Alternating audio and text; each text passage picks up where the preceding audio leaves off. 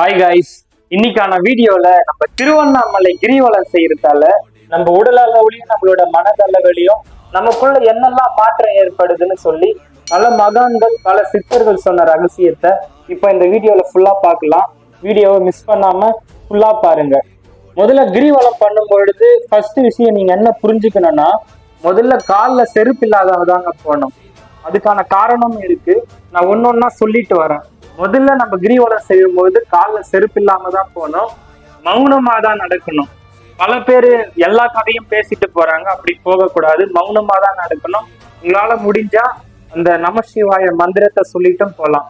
So இப்ப திருவண்ணாமலை கிரிவலம் சுத்துறதால, அதாவது 14 kilometre நம்ம திருவண்ணாமலை கிரிவலம் சுத்தி வரும், ஒரு லிங்கத்தை பார்த்துட்டு வரோம். அப்போ அந்த திருவண்ணாமலையை சுத்தி 60 வகையான வில்வ மரங்கள் இருக்குங்க.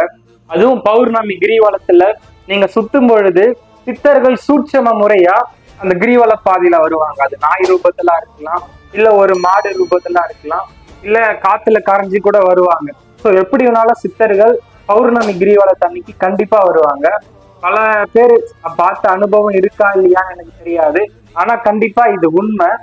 ஸோ அப்ப 60 வகையான வில்வ மரங்கள் இருக்கு, பல மூலிகை மரங்கள் இருக்கு. அப்ப அந்த மலையை சுத்தி இந்த பௌர்ணமி வெளிச்சம் அந்த மலையில படும் பொழுதும் சித்தர்கள் அந்த உலகி வர நேரத்துல நம்ம கிரிவலம் மௌனமா காலில் செருப்பு இல்லாம வரும் பொழுது நமக்குள்ள என்ன ஆகும்னா, இப்போ நம்மளோட உடம்புல இருக்கிற நுரையீரல், கிட்னி, இதயம், இந்த மாதிரி எல்லா கல்லீரல், மண்ணீரல், இந்த மாதிரி எல்லா நரம்பும் நம்மளுடைய அடிப்பாதம், அதான் அடிப்பாதம் நம்ம கால் வச்சு நடக்கிறோம் இல்லையா, அங்கதான் ஜாயிண்ட் ஆயிருக்குங்க. அக்கு பஞ்சருக்கு எல்லாம் போனீங்கன்னா உங்களுடைய கட்டை விரல் அந்த நடுவுல அந்த மாதிரி எல்லாம் ட்ரீட்மெண்ட் கொடுப்பாங்க. அப்போ நம்ம காலில் எதுவுமே இல்லாம நடந்து வரும் பொழுது நம்மளுடைய எல்லா உறுப்பும் அப்படியே புத்துணர்ச்சி அடையும்.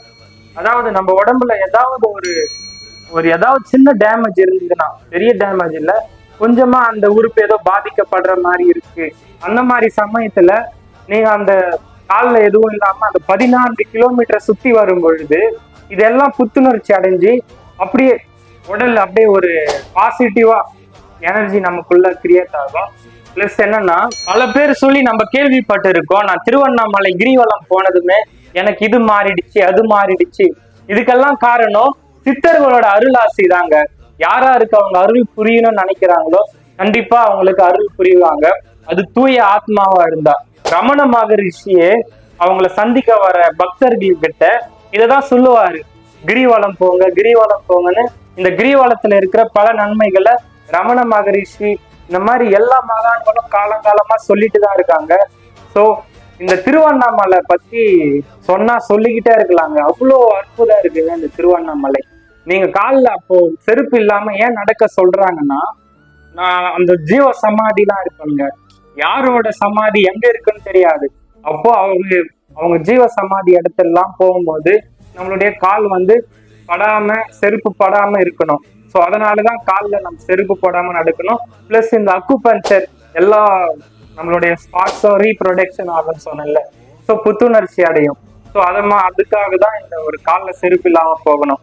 நமக்கு கண்ணுக்கு தெரிஞ்சு திருவண்ணாமலையில ஒரு 5-20 ஜீவ சமாதி இருந்தாலும் கண்ணுக்கு தெரியாம எத்தனையோ ஜீவ சமாதிகள் இருக்கு, இன்னும் வாழ்ந்துகிட்டு தான் இருக்காங்க. ஸோ திருவண்ணாமலை போனீங்கன்னா இந்த ஒரு விஷயத்த கட்டாயம் ஃபாலோ பண்ணுங்க. திருவண்ணாமலை கிரிவலம் போறதால என்ன யூஸ்னோ நான் இந்த வீடியோல சொல்லிட்டேன். ஸோ அது வேணும் இது வேணும்னு போகாம கிரிவலம் எந்த ஒரு சிந்தனையும் இல்லாம போனீங்கன்னா உங்களுக்கு நீங்க ஆசைப்பட்டதும் கிடைக்கும், ஆசைப்படாததும் கிடைக்கும், கேட்டது எல்லாம் கிடைக்கும், கேளாத நிலையும் கிடைக்கும். இவ்வளவுதாங்க. So thank you guys.